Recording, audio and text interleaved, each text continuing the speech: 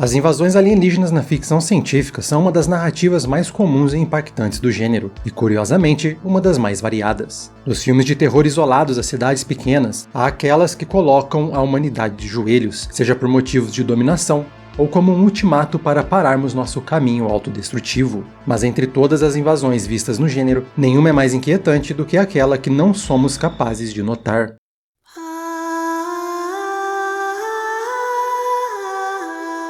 Essa é uma ideia que está na gênese desse tipo de história, com The Germ Growers, de 1892, que precede A Guerra dos Mundos por quase meia década, e é possivelmente a origem das invasões aliens na ficção científica, com criaturas de outro planeta que se passam por humanos, espalhando doenças para nos dominar de dentro para fora, e no fim de tudo, tomar o mundo para si, um tipo de invasão alienígena famosa por décadas, séculos, e em alta até hoje. You are in no danger. You are perfectly safe. Similar a muitas histórias do passado, em especial a Invasores de Corpos, uma história que evolui conforme a sua época e que em Pluribus praticamente tem um sucessor espiritual que atualiza de forma profunda suas discussões, e sendo uma das recentes queridas para os fãs de mistério, Pluribus é também uma daquelas histórias em que é muito fácil se perder entre teorias, especulações, atenções em detalhes que te fazem perder completamente o significado real do que ela está tentando te falar. Boas-vindas ao Central Pandora, eu sou o Matheus e hoje vamos falar sobre Pluribus. Mas para além das teorias, dos detalhes que você perdeu, e realmente tentar explicar qual é o verdadeiro significado dessa história. Pluribus lembra a também fenômeno Ruptura. É uma série criada com uma estrutura que foca no mistério, em desvendar lentamente uma história, algo que nem sempre agrada a todo mundo. No entanto, pela própria natureza desse tipo de história, o suspense lento acaba gerando um interesse muito maior em tentar estar um passo à frente da história, analisar seus detalhes e descobrir sua verdade antes dela ser revelada, o que é totalmente parte da graça desse tipo de obra. Mas ao se prender a esse tipo de análise, que você pode estar ignorando a parte mais importante, o real sentido do que ela está tentando falar sobre. Igual aconteceu com Ruptura. Mas para entender o que Pluribus é sobre, a gente precisa voltar no começo. E eu realmente digo começo, porque o que é Pluribus? Literalmente, o que significa essa palavra? Pluribus vem do latim e significa muitos, ou mais corretamente, de muitos. Mas fica ainda mais interessante, a palavra é comumente usada e conhecida pela frase e pluribus unum, de muitos, um. A frase é conhecida porque foi lema dos Estados Unidos, principalmente no seu período de consolidação como nação. A ideia da frase era evocar o pensamento de que, das 13 colônias, surgia uma nova nação. E eu gosto da ambiguidade dessa frase no contexto da série e também em um contexto geral. Dos muitos nasce o um. Isso pode ser interpretado como um representando o coletivo, dos vários indivíduos nasce uma entidade. Mas também pode ser interpretado de outra maneira. Dos muitos, da ideia de coletivo, nasce cada indivíduo. Tanto o coletivo é resultado de muitos, como nós, cada um de nós, também é resultado desses mesmos muitos. A ideia do significado do nome é explícito já no título, já que o um está saindo de dentro do muitos. Mas apesar desse contexto específico, eu acredito que a ideia do de muitos um é a série falando de forma mais universal sobre como esse contexto pode ser levado para toda a existência humana. Afinal, é do coletivo que sai o indivíduo, e é da coleção dos vários indivíduos que nasce uma identidade, uma nação, uma cultura. Todo indivíduo é resultado de muitos, que convivem e que vieram antes dele, e a união de vários uns, com as suas características muitas vezes únicas, que formam o coletivo. Duas ideias que são impossíveis de serem separadas, sem que um dos dois perca muito do que os faz ser algo completo, algo que para mim é a tese principal de Pluribus. Infelizmente, outra tendência em relação a essa série específica é analisar a ideia do coletivo e indivíduo apenas a partir de uma ótica política, quando a série propõe muito mais uma discussão filosófica em relação a esses dois conceitos. Achar que a Carol ou o coletivo representam críticas a ideologias e políticas é, para mim, um erro que custa também o entendimento do que Pluribus é sobre. É coletivo versus individual, de forma muito mais relacionada à psique e à mente humana do que em relação a sistemas econômicos. Mas, para ser justo, não é algo completamente fora do que Gilligan está trabalhando. Afinal, a aproximação do título da série com o lema dos Estados Unidos não é apenas uma referência vazia. Oh, fuck yeah! Oh, God bless America. Em alguns pontos ela está criticando sim a experiência barulhenta, mas muitas vezes vazia da psicologia e cultura norte-americana que, querendo ou não, afeta também o resto do mundo. Está falando sobre a existência vazia em um mundo moderno onde não existem mais conexões fora do que você pode ou não comprar. Uma das grandes sacadas de Pluribus, e que eu acho que é o principal elemento que fez com que ela fosse um sucesso imediato, é como ela não é uma série que satisfaz o público, mas sim o frustra. Tanto que, quando imaginamos uma história de invasão alienígena, temos uma iconografia muito diferente do que Pluribus nos mostra.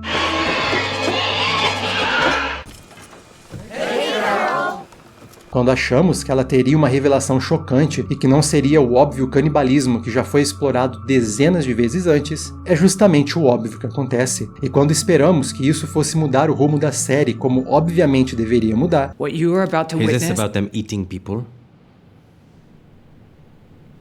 What? Isso também não acontece. Quando temos vários detalhes que nos fazem criar várias teorias sobre Carol e nada acontece. Eu acho que essa é uma maneira importante de desafiar os tropos que o público espera, para forçar você a pensar para além do óbvio. Um grande exemplo dessa frustração proposital é Carol, tida por muitos que estão acompanhando a série como uma protagonista insuportável. Mas isso é importante, porque a escritora de Wicaro é a nossa principal ponto de vista nessa história. Wicaro! Please, the twins of Wicaro! Perdão, Why Carol? Então, Why Carol? Diferente de outras histórias de invasão alienígena, em que os aliens representam uma ideia não tão difícil assim de ser definida como inimigo, do imperialismo em A Guerra dos Mundos, o comunismo em Vampiros de Almas, a paranoia do medo do comunismo em Invasores de Corpos, e até mesmo os traumas da Guerra do Vietnã.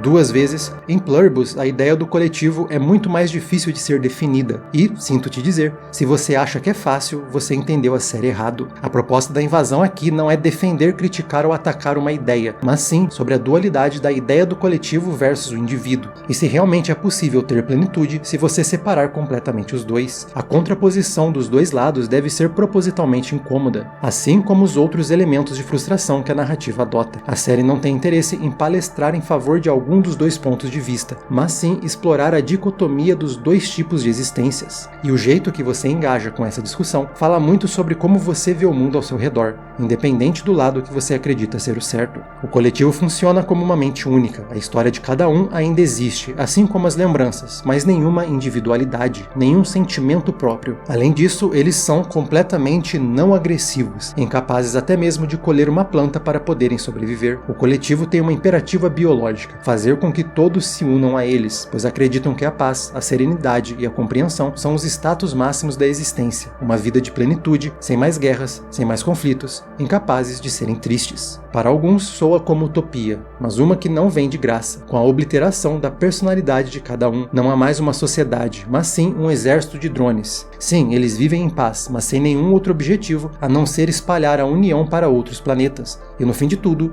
morrer de fome. Não existe mais vontade a não ser a imperativa biológica de propagação do, por falta de palavra melhor, vírus. Como a vespa dominada pelo fungo, podemos não querer mais ferroar nada, mas também somos apenas os portadores de uma outra entidade que apenas se propaga. Do outro lado, com toda a beleza que vem da individualidade, da pluralidade de ideias, identidades, culturas e criações, com tudo o que torna cada um de nós único, há também o que nos torna perigoso, o que nos torna preconceituosos, o que nos torna odiáveis. Se você quer ver o resultado de um mundo mais preocupado com o eu do que com o nós, é só olhar pela janela. Os imunes da série representam justamente isso, principalmente Diabaté e Carol. Muitos defendem ele por ter aceitado o coletivo e não ter causado desastres como Carol e a sua insistência em querer salvar o mundo. Mas mesmo se ignorarmos que a negatividade de Carol parte muito de um luto que ela não podia viver, não sentir para não ser um incômodo, em Diabaté temos muito além do que simplesmente aceitar o coletivo porque viu que é o melhor. É fácil aceitar essa situação quando você está aqui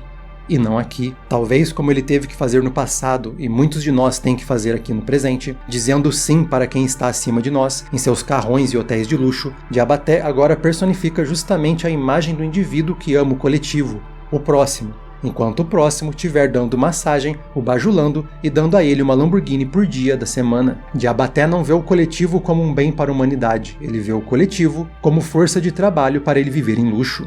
Ele não é um vilão, no entanto, mas ele também não pode ser considerado moralmente acima de Carol porque ele aceitou o coletivo justamente porque isso permite que ele viva toda a fantasia consumista que vivemos no nosso mundo moderno. Carol, por todos os seus defeitos, e ela tem muitos, está fazendo exatamente a mesma coisa que o coletivo quer fazer. Eles querem salvar o mundo, como se vissem aqueles que pensam por si só, como alguém que está se afogando nessa existência longe dessa compreensão completa. Carol acredita que não ter mais personalidade é estar se afogando, e quer salvá-los do mesmo jeito que eles querem salvá-la, mesmo que nenhum dos dois lados queiram. Ambos estão tentando salvar o mundo, cada um de seu jeito. E ao vermos a série por fora, como espectador, o lado que você acredita estar mais certo o coloca justamente na mesma situação dos personagens. O que você acredita ser o certo? E por que você acha que pode dizer o que é certo para cada um deles? Querer salvar todo mundo de se afogar é algo nobre, até o dia que você confundir um golfinho com um ser humano.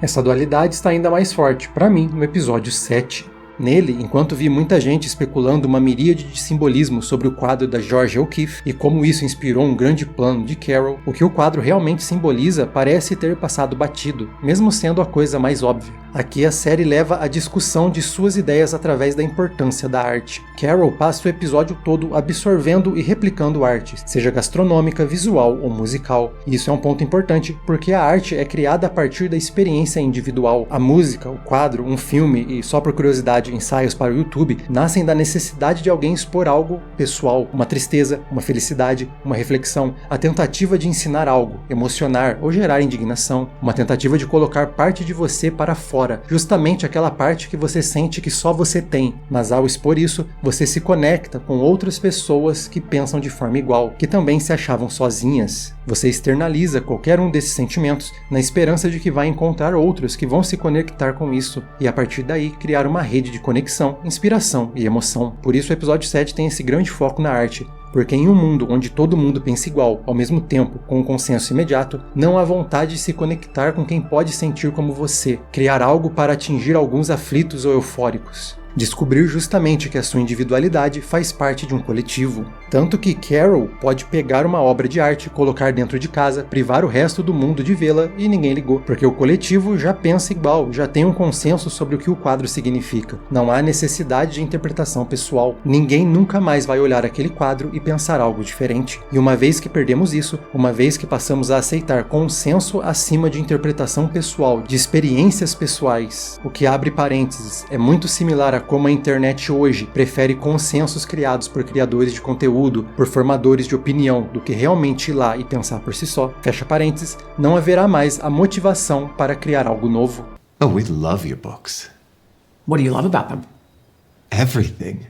Nem mesmo o jeito diferente que alguém come torrada, que pode te fazer conhecer uma nova forma de consumir algo, descobrir uma nova combinação de sabores, vai existir. Mas depois disso tudo, vemos o outro lado. Carol pode apreciar toda a arte do mundo, suas músicas favoritas, seus pratos, seus esportes, mas existe um vazio. Não tem com quem ela falar, não tem ninguém para ouvir e nem ninguém para sentir junto dela. Quando ela está angustiada e quer convencer a si mesma que está bem, a música perde a sua força, porque não tem ninguém mais para ouvir. E aqui volta aquilo que eu falei sobre a existência norte-americana e a existência moderna, porque quando vemos essa cena, a primeira coisa que reparamos é: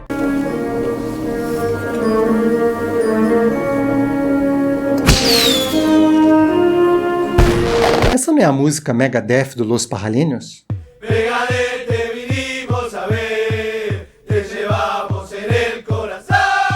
A segunda é que os fogos de artifício, muito associados com o grande feriado dos Estados Unidos e no resto do mundo com o final do ano, é uma tentativa desesperada de Carol de, através do barulho, da iluminação, sentir alguma conexão com o mundo, lembrar o resto de que ela ainda está aqui, que ela existe, mas não importa, porque o barulho ainda é completamente vazio. Mesmo que ela não tenha conexão pessoal com um coletivo que ela abomina porque ela acredita não ter mais personalidade, vemos que ela sente muito a falta de ter alguém com quem estar, alguém com quem compartilhar isso tudo. Por isso, no fim, não importa nada, porque o barulho ainda é completamente vazio. Você não é capaz de criar algo, belo ou feio, reconfortante ou revoltante, sem a experiência individual da qual você tira a inspiração para algo. Mas não há motivo para criar ou até mesmo existir sem nenhum tipo de conexão. A ideia isolacionista e individualista, muito comum do país norte-americano, escancara o quão vazio é uma vida em que você pode fazer todo o barulho que você quer, cantar o tema de Caddyshack, jogar golfe em um belo campo ou comer o que há de mais refinado, mas sem conexão real com a humanidade. É tudo só vazio. O episódio 7, através da sua discussão sobre arte, justamente por isso que temos uma autora como protagonista, exemplifica como o coletivo sem o indivíduo não tem expressão autêntica, não tem inovação artística e não cria novas experiências. E do mesmo jeito, o indivíduo sem o coletivo, por mais que faça isso, não tem satisfação ao fazê-lo. E ainda mais, vários indivíduos formam o conhecimento coletivo necessário para se criar algo novo, a partir da sua própria interpretação. A série está nos falando que um sem o outro é uma existência vazia. Quando vemos Carol finalmente aceitando o coletivo, vivendo uma farsa de vida feliz com a mulher dos seus sonhos, nada diferente de Abaté vivendo em Cassino Royale, temos também essa discussão em Força Total. Só nesse ponto, Carol tem a coragem de revelar a verdade sobre Raban, algo que ela nunca teve antes por medo do preconceito que a traumatizou na adolescência. Nesse mundo não existe homofobia, que a fazia querer esconder a verdade, esconder o que ela realmente queria criar e contar para o mundo. É uma situação confortável para ela, mas a sua nova versão de Why Carol não vai mais unir aqueles que amam a obra de verdade, que a têm como um conforto para uma vida triste. Eu não estou dizendo que o mundo precisa de preconceito, não me entendam errado, mas o que é mais importante, criar algo que conforte aqueles que se sentem sozinhos, algo que poderia conectar com milhares de pessoas com os mesmos medos de Carol, ou nunca precisar se preocupar com isso. Afinal, não existe mais preconceito, mas também não existem mais as expressões que se conectariam com essa história. Do indivíduo surgem seus preconceitos, raivas e intolerâncias, mas é também no indivíduo que mora a beleza das diferenças que causam esses incômodos. Seria melhor um mundo onde podemos ver essas identidades e, caso necessário, defendê-las, ou um em que elas não existem, portanto, não seriam odiadas. Como disse, a ideia da série não é palestrar sobre um lado ou outro, mas sim mostrar a impossibilidade de separar completamente as duas ideias. Com seus defeitos e qualidades, ambos são necessários para criar um ser humano completo, para uma existência completa. Até mesmo a nossa capacidade de sobrevivência, como vemos em Manossos, vem do coletivo. Sim, ele se recusa a usar a ajuda do coletivo, mas para chegar até Carol, ele precisou de várias ferramentas, caminhos e até mesmo sacrifícios de milhares que vieram antes dele. Ninguém vive absolutamente sozinho. No último episódio, vemos que até mesmo a ideia de uma comunidade depende de indivíduos que se conectam através de uma única identidade, uma cultura e uma história. Uma vez que a ideia de indivíduo some, não existe mais a necessidade de continuar vivendo essas pequenas representações de coletivo. Tudo se torna um só. Então, tudo que torna o mundo diferente e colorido é abandonado. E pluribus unum. Dos muitos nasce um. De cada um se fortalece os muitos. Pluribus, enquanto é muito divertida pelos seus muitos mistérios e todo mundo aqui adora criar teorias e especular o que vai acontecer, eu acho que é uma bomba atômica de verdade. Não podemos esquecer da beleza do debate que ela propõe. É fantástico ter algo hoje em dia com a coragem de frustrar o seu público para nos fazer pensar sobre algo a mais, sobre como é existir. Que você não consegue viver sozinho, mas também que não pode viver uma mentira. E nos fala que é possível construir um mundo melhor, mas sem sacrificar tudo aquilo que faz ele valer a pena ser salvo. Dito isso, só me resta, como sempre, agradecer a sua presença comigo aqui nesse vídeo. Continue nos acompanhando, porque sempre estaremos por aqui trazendo entretenimento de todas as galáxias. Um agradecimento ainda mais especial àqueles que ajudam o Central Pandora a continuar navegando pelos muitos universos da ficção científica, como os nossos primeiros imediatos Alexandre Hausen, Marco Marcos, Igor Taina, o pessoal da Ponte de Comando 8º, Daniel Souto e PH, e os oficiais de ciências, Oldman Fúria, Lucas Ferreira Leite, Rafael Medrado, Santiago e Jinx.